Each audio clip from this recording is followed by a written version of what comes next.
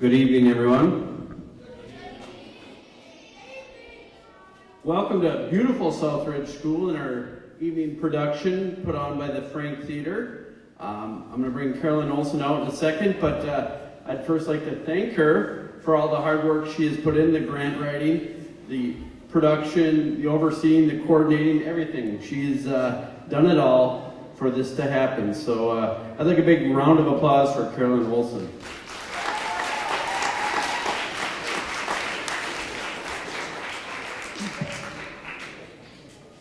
Uju Carolyn Olson Nindinjikas, Ningi Kinagu Amajid, Zwawanab Osha Dinanab, Hikinu Ama Dinuwagamik, Himiwana Dim Gimme Inawin Dimin, Oma, Gikit Nu Ama Diwigamig Igog, Gaye, Migwich, Bizidawi Wig.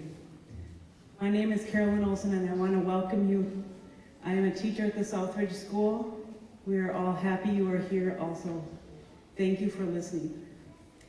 The show that you just saw, the video you just saw was of Carl Godboy. He came to our school and told those stories to the children last fall and also this spring. He's been an inspiration to all of us in looking at the sky through our own eyes. So I want to thank him for that.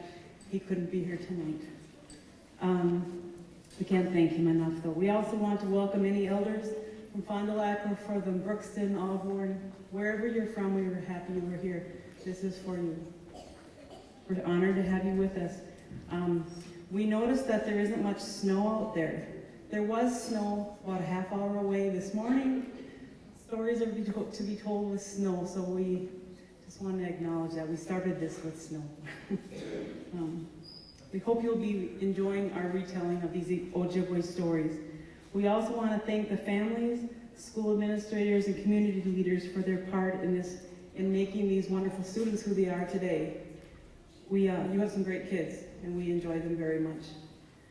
We also want to thank the Minnesota State Arts Board, the National Endowment for the Arts, the Land and Legacy Fund through Minnesota, the Northland Foundation, Minnesota Power, Northland Learning Center, Community Center, and the ISD 2142 American Indian Student Services.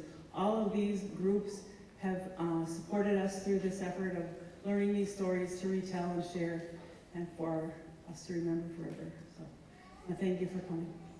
I'd like to introduce you quickly to Wendy Knox. She is the director of Frank Theater.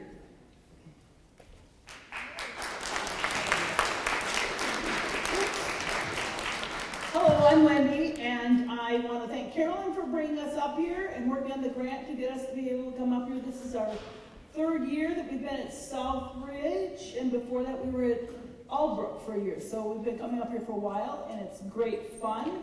I also want to thank Emily Zimmer, who is my teaching partner, who will be out here in a sec, and Maria Hart, who's down at the piano, who has written some great music for these students every year, and Mark Tang, who's over here documenting.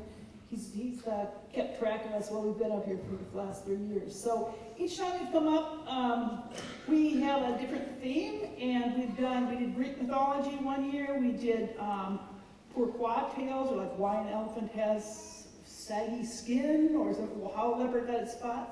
And the theme for the stories this time were Ojibwe star stories. So it's been really great having Carl tell us the stories and then working with the students. They've done a great job. And so we're excited to present them to you. It's very funny to be up here because we're based in Minneapolis and we're a small theater, do a couple shows a year, and we've been around for 27 years. And it's so funny up here to hear the kids say, yesterday's quote was, Maria said, okay, come on, you gotta sing loud, and you're maybe gonna spit a little bit, and you gotta send it out there, and this is show business. And one of the students said, what do you mean this is show business? I thought it was Frank Theater. And she said, Frank Theater is show business. So we're having a great time, and I'm glad that you're here to watch the great work that the kids have done. And so now Emily Zimmer is going to help take you through the evening, and thanks for joining us.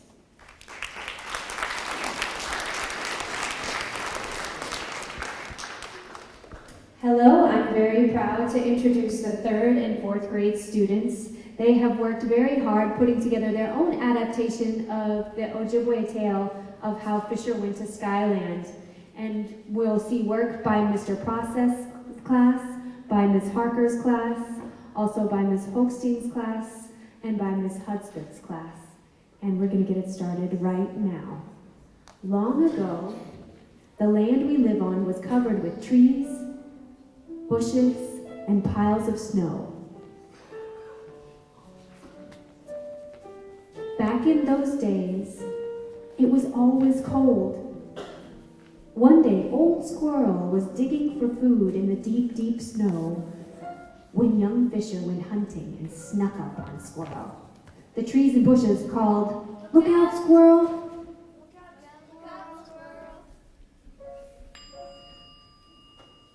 When Fisher caught the squirrel, Squirrel begged for their life. Squirrel cried, "Please, please let me go." Please, please let me go. Squirrel explained that he was old, and he convinced Fisher to let him go in exchange for giving him some advice. Squirrel scurried up a tree. From his perch high up in the branches, Squirrel told young Fisher that Fisher's father could bring warm weather to the creatures. He told young Fisher to go home and ask his father to do this. Squirrel said, Your father can bring more weather.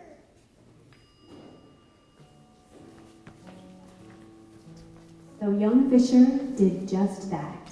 He went home, he entered his lodge, and he asked his parents if they would use their strength to bring warm weather to all the creatures. When young Fisher asked, "Will you help?" his father got very quiet and serious for a moment. Then he told his son that what he asked was hard, but that he would go on a journey to do it.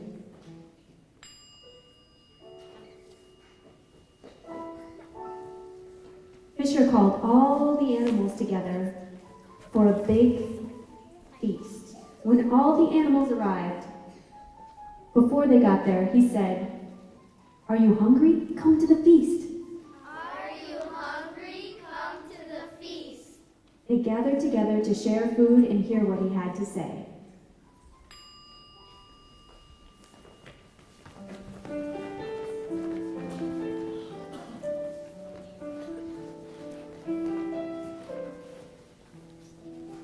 When all of the animals were happily feasting together on venison, chicken, and potatoes, Fisher made an announcement. "I have a plan to travel to the place where the earth meets the sky and bring warm weather back to the creatures," he said. "The journey will be hard. Who can help me?" Lynx, Otter, and Wolverine all said, I will. The animals packed venison, water, and tobacco, and they made a hard journey through the snow. When they could go no further, they made themselves a big lodge out of snow to sleep in for the night.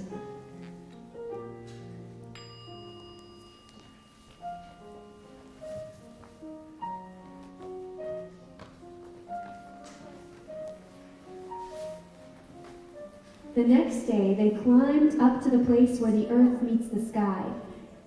After the animals climbed the mountain, they offered smoke to the four directions to ask for Gitche Manitou's protection.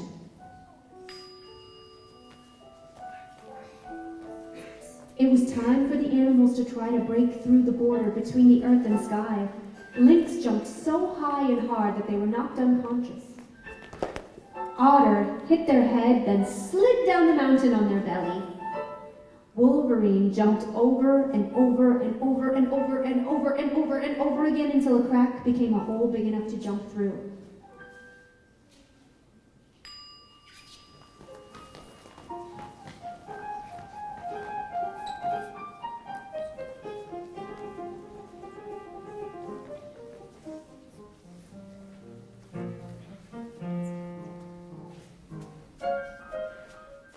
Wolverine and Fisher leapt through the hole between the earth and the sky and looked around.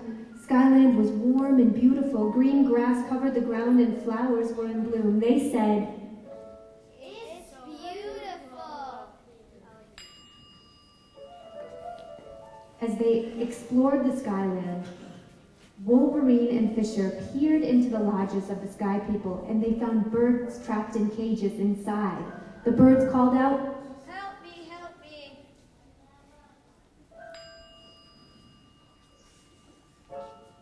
Wolverine and Fisher said these birds would make good hunting. Then they went into the homes and chewed through the rawhide that held the cages together in order to let the birds free. The birds said, I'm free, I'm free.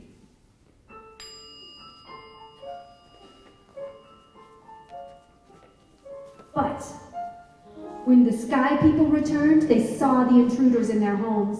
They pulled out their arrows. Wolverine bit the hole open so the birds could fly down and the warm weather would drop to earth faster.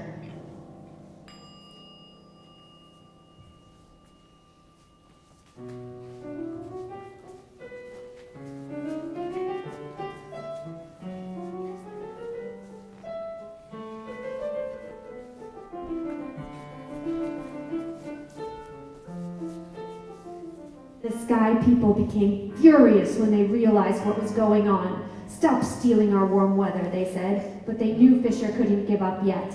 Not enough of the warm weather had gone through the hole to warm the earth.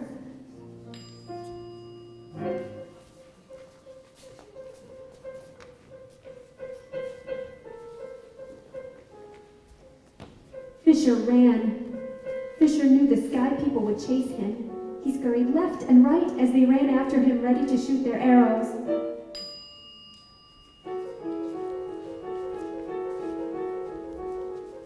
Fisher scampered up a pine tree. He teased and taunted the Sky People while Wolverine chewed the hole wider.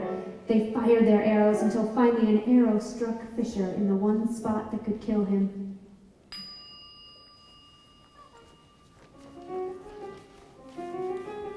When he was hit by the arrow, Fisher fell out of the tree. Gitchy Manitou had seen how Fisher risked his life for the creatures.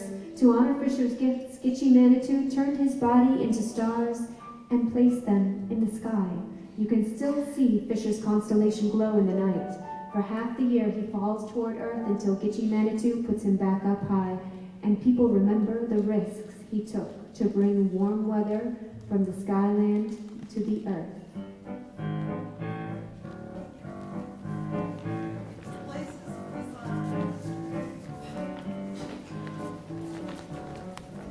All the birdies go free at last, free at last. Running, rivers flooding, summer's coming mighty fast. Better run, Fisher, run, run, Fisher, run. Fun and thrilling is so thrilling, but you better run, Fisher, run, run, Fisher, run. Toes are growing, gotta get going, run, Fisher, run. Ooh la la, what a thought! Free at last, free at last. Spring is raining, birds are singing, summer's coming mighty fast. Better run, Fisher, run, Fisher, run. How it's thrilling, it's so thrilling, but you better run, Fisher, run, Fisher, run. Crows are crowing, gotta get going, run, Fisher, run.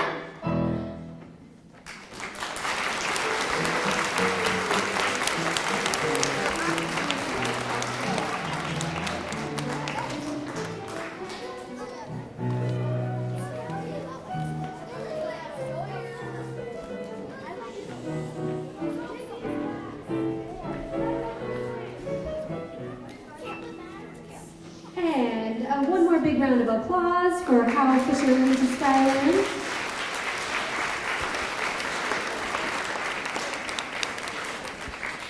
On Tuesday afternoons, it was always a delight to join the STEAM students during their after-school time. They heard a lot of those stories about how things came to be, and that made the students start to wonder about a lot of things. So they're going to start by singing a song about that wondering, and they're going to follow that song with a story about how a certain animal came to be.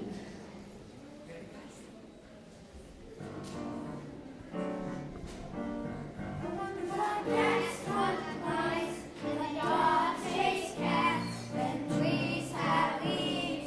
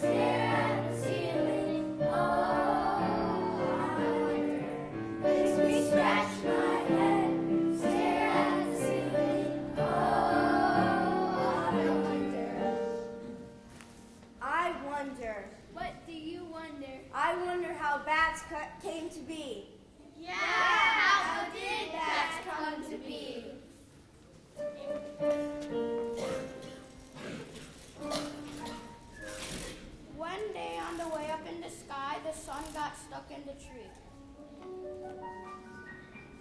The first creature to swoop by when Sun called for help was the owl. Help, please help.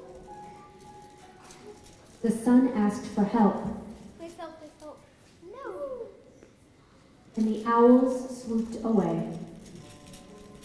The wolves were the next creatures to pass by.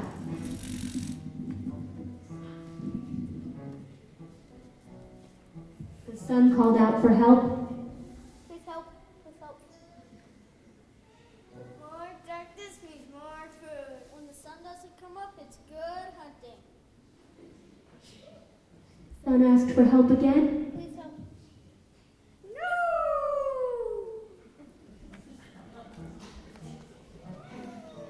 The squirrels scurried under the tree.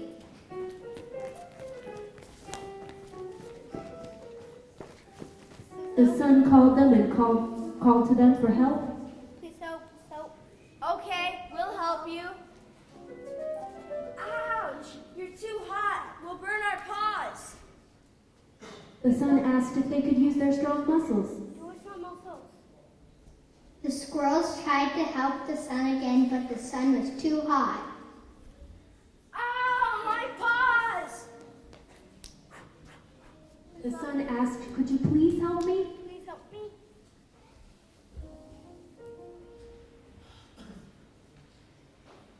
The squirrels tried again to help the sun, but the sun was too bright. Ah, my eyes! My eyes! I can't see! One of the squirrels noticed his tail was a little strange, My tail is gone. Mine too! but the Sun begged. Please help, please help. Even though their paws were burnt, they couldn't see and they had lost their tails. The squirrels tried and didn't give up. They climbed up the tree again and pushed. Ah! My fur! Stop, drop, and roll! The sun was so hot, the squirrels' fur was charred and turned black. Their arms were stretched out from pushing, but the sun was finally free. My tweet. Gitchy Manitou had been looking out for the squirrels. What's wrong, squirrels? We freed the sun, but we burnt our paws, eyes, tail, and fur. Wow, squirrels, you're heroes. I want to reward you. What is your greatest wish? To fly. I will turn your stretched out arms into wings, and I will give you echolocation so that it is easier for you to find your way. Thank you, Gitchy Manitou. When the sun went down that night, the owl returned to hunt, the wolves returned to howl, and the bats flew through the sky for the first time.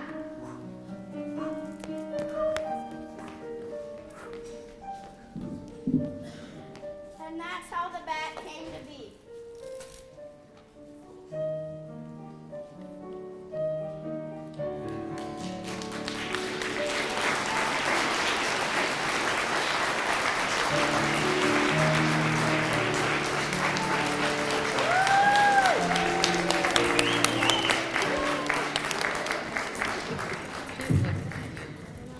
It was truly a delight to be with the STEAM students during their after-school time, and that's what we did on Tuesday afternoons. On Wednesdays, we spent our days with Ms. Olson's art class. Her morning class is going to make their way to the stage now to get ready for their performance.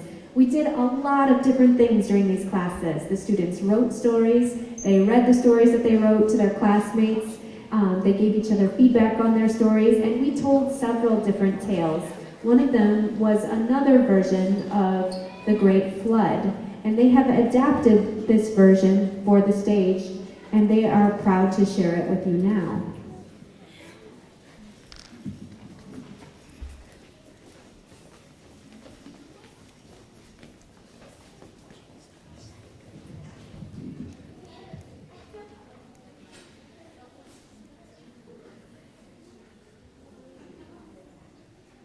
The Great Flood. Long ago, the people lived together happily. Hunting and harvesting went well. The people took only what they needed. As time passed, people got greedy. They began to quarrel with one another and hunted just for sport. Around this time, it started to rain. And rain. And rain. The rain didn't let up. The waters began to flood the land. As the floodwater rose, the people were forced to head for higher ground. The animals followed them. Here we go. Flood water coming, don't want to be drowned. Gotta get on top of the mountain. Find some higher ground, find some higher ground. When the water finally swallowed all the land and there was no place to go, Nana Buju invited the animals to the log that floated on the water. They squeezed together. They wondered if there was any land below all the water around them. Nana Buju said, "I'll dive down and see if I can find some earth." He dove and disappeared into the water. Don't go down, I'm gonna go down. I'm diving down to the bottom. Find some solid ground, find some solid ground.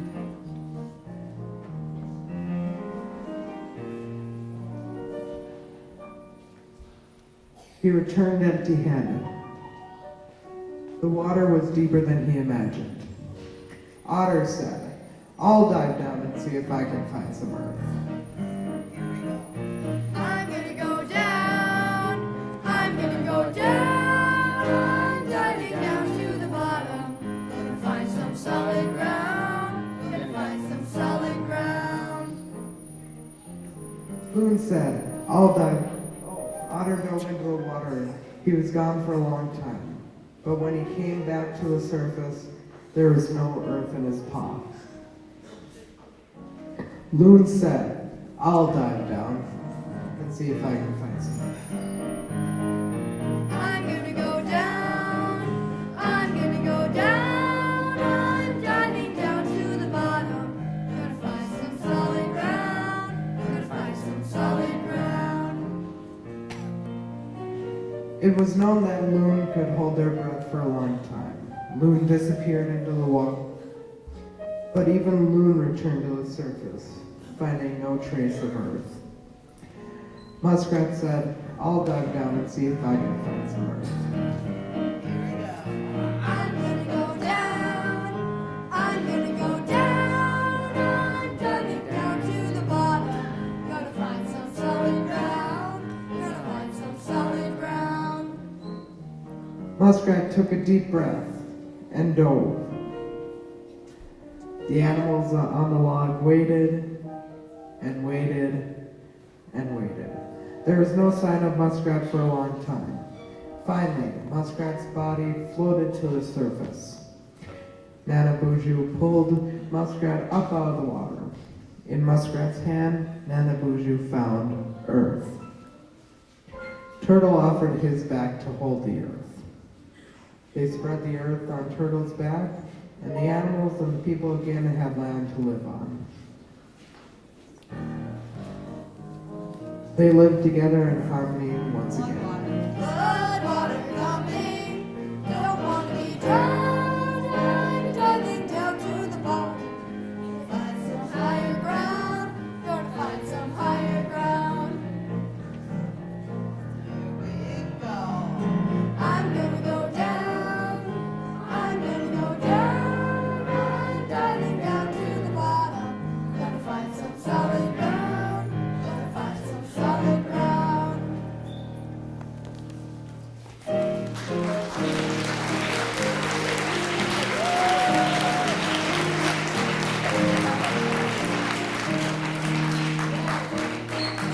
And next, we'll welcome another of Ms. Olson's art classes to the stage, though usually they work on visual art during this time of day. For the last 6 weeks, they have also been working on an adaptation of an Ojibwe legend called The Legend of the Lady Slipper.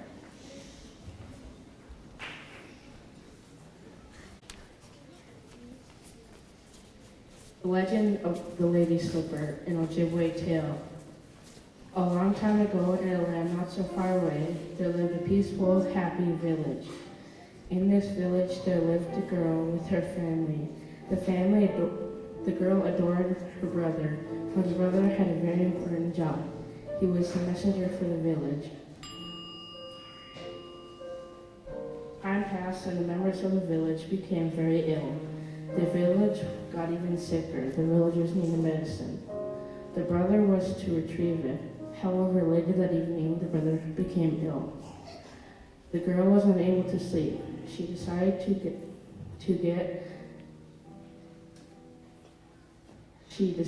go and get the medicine from the other village. She put on her moccasins and left the comfort of her home in the dead of the night and made her way into the ferocious blizzard. As she trudged through the snow, the wind whipped at her face, and the northern lights whispered their calls to her. Be strong like the bear, be cunning as a fox, be swift as the mink. She trudged on until she reached the lake.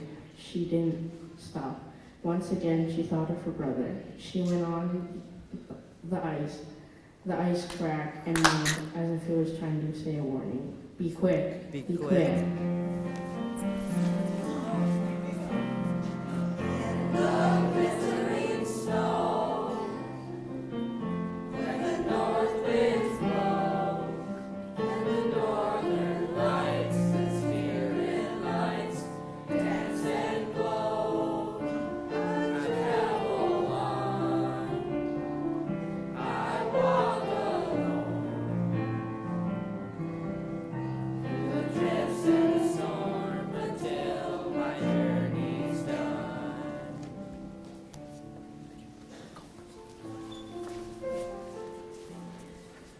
She soon reached the neighboring village where an elderly woman gave her the medicine, fed her, and warmed her up by the fire. The storm grew in ferocity, which worried the lady. The elderly woman said, "You can stay on my watch for tonight. You will go in the morning."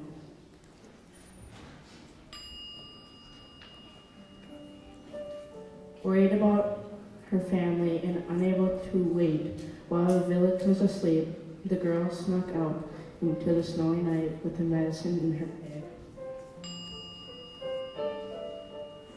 The blizzard continued to make travel difficult.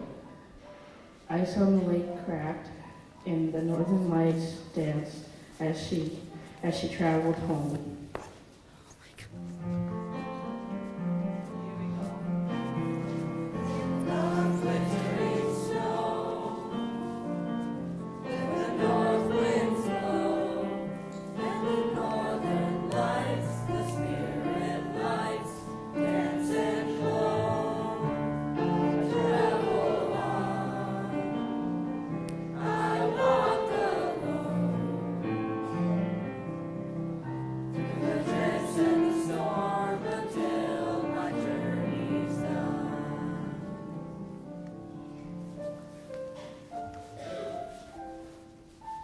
She crossed the ice, only to sink into a thick snowdrift. As she struggled to get free, she sank deeper into the snow. Finally, she lay back and wiggled free. Sadly, her moccasins had fallen off and were nowhere to be found. This did not stop her. She kept going, even after her feet started to bleed, leaving a blood trail. She continued running home without her moccasins. Her feet bled into the snow.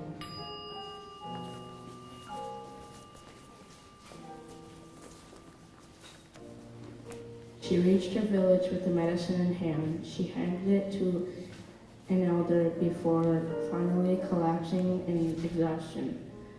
The leader gave the medicine to the sick, and soon they were healthy. The girl saved her village, but she started to get very sick and fell into a deep, deep sleep.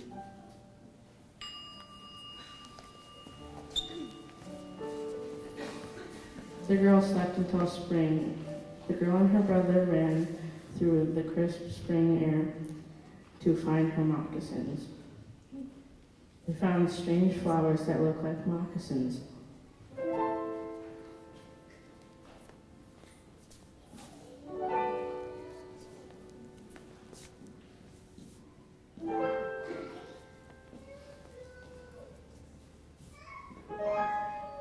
The flowers grew in the footsteps of the blood the girl had left. Later, they would be called lady slippers or moccasin flowers. And that is why the lady slipper grows in the northern woods.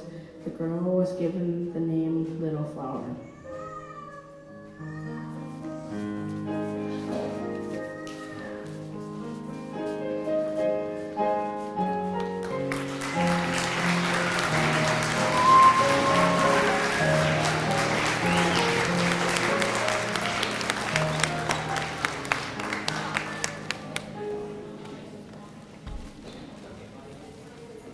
We want to thank you all for coming. You can see what great work they do. So, we have a feast for you. It's on the side over here. If you have an elder in your family, help them out. I think we're going to, but in a non-traditional way, I think we're going to let the kids go and get their food and sit down. We're going to turn these benches into tables. So thank you all for coming.